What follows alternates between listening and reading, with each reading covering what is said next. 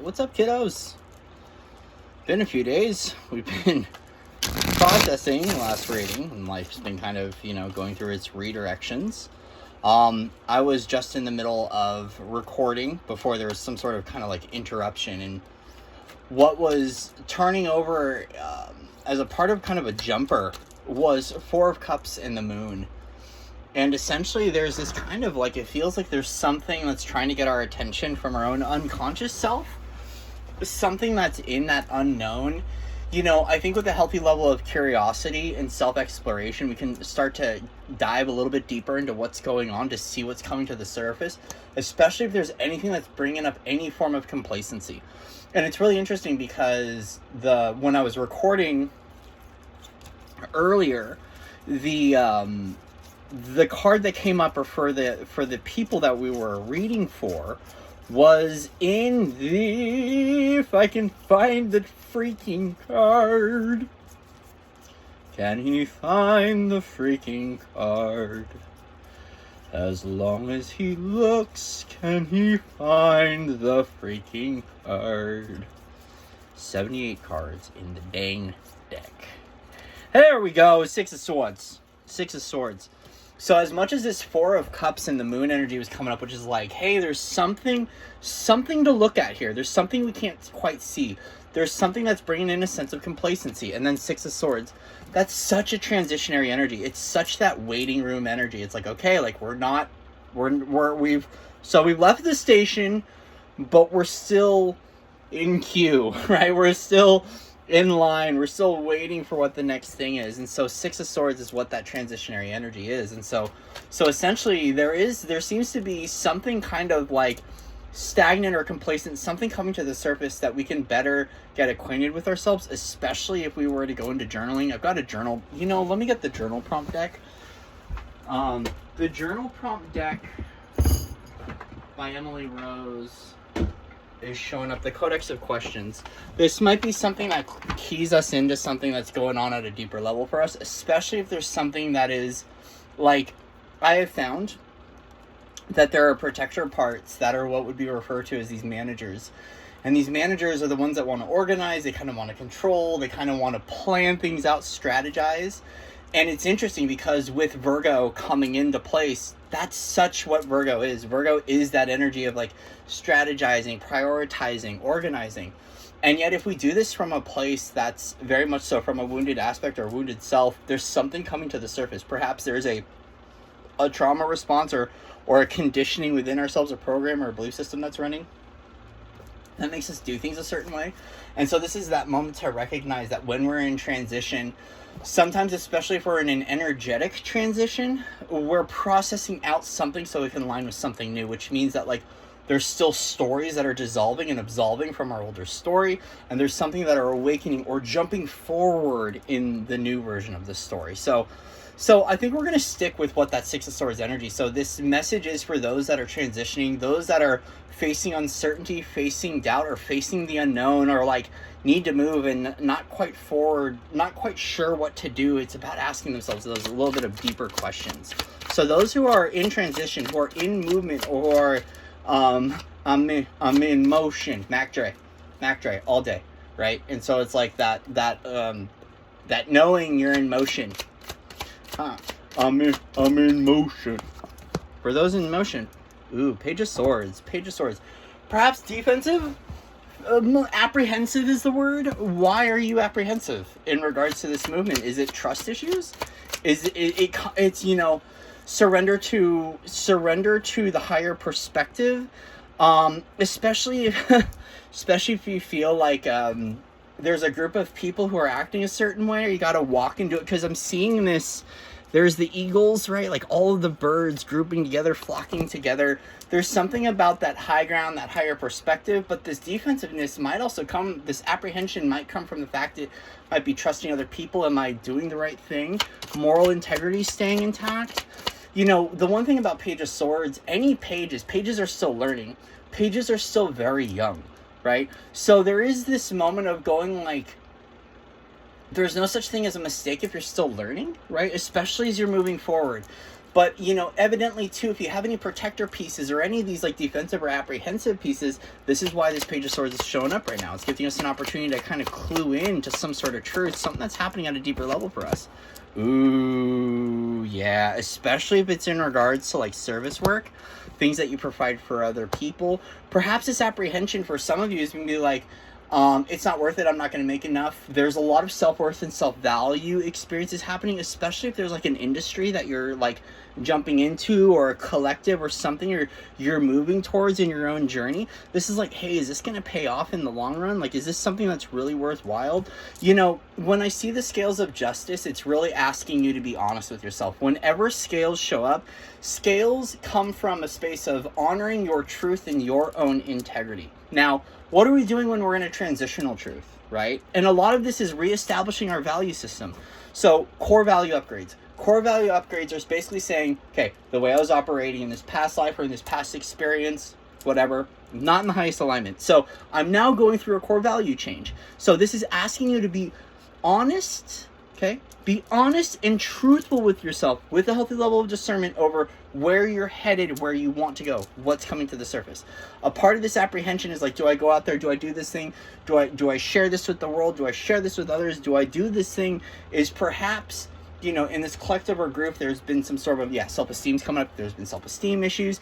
If you don't feel like there's any form of reciprocal value in this, perhaps it's just not worth it anymore to go into these kinds of experiences. This is a part of your reevaluation and your check-in that's coming on.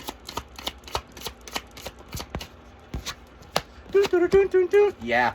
And so it's interesting, like, Knight of Wands came up, but it came up in reverse. I normally don't read in reverse, but Knight of Wands is like that impassioned non-movement, right? It's like, it's that part of the story where it's like, hey, I really don't feel like this is something that's really worthwhile. It's something that's not really creating a lot of movement. It is bringing up a lot of stagnancy. So impassion might be something that is really burning you out, something that's something that's not exciting about you anymore in this journey. So as a result, it's like, okay, if you're feeling unfulfilled, how do we get that healthy level of balance back into our journey where we can feel our self-esteem, where we can feel proud about what we're doing, where we can feel like we have some sort of momentum and drive? It feels like, you know, we're losing, there's a lot of luster being lost in that which we used to take action on. So especially, you know, it's really interesting. When we see that we're in a transitionary energy and that there is forward movement, perhaps we don't want to move, and that stagnancy is because we're starting to reevaluate, right?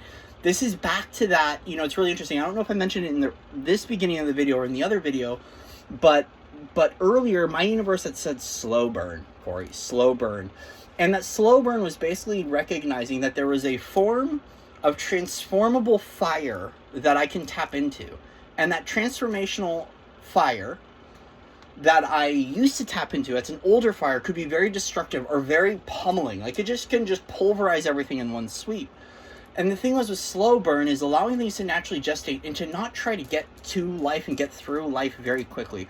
Knight of Wands, it's not the fastest moving knight in the deck, but it's still a quick moving knight. It's still very Mars energy. It's very Mars, Aries, it's very fiery.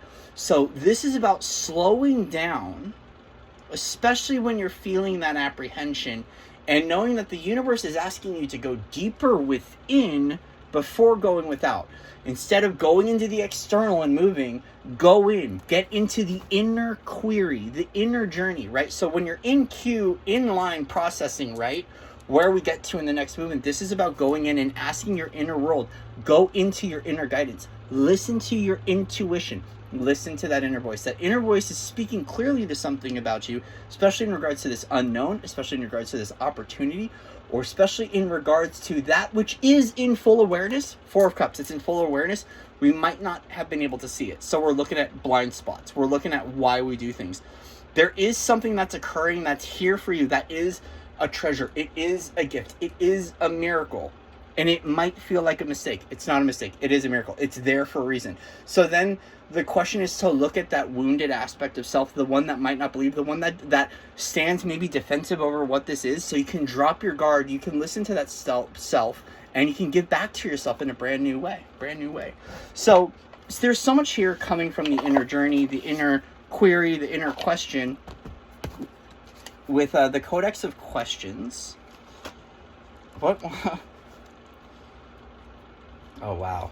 Interesting. The best day of my life was when. Interesting. All right.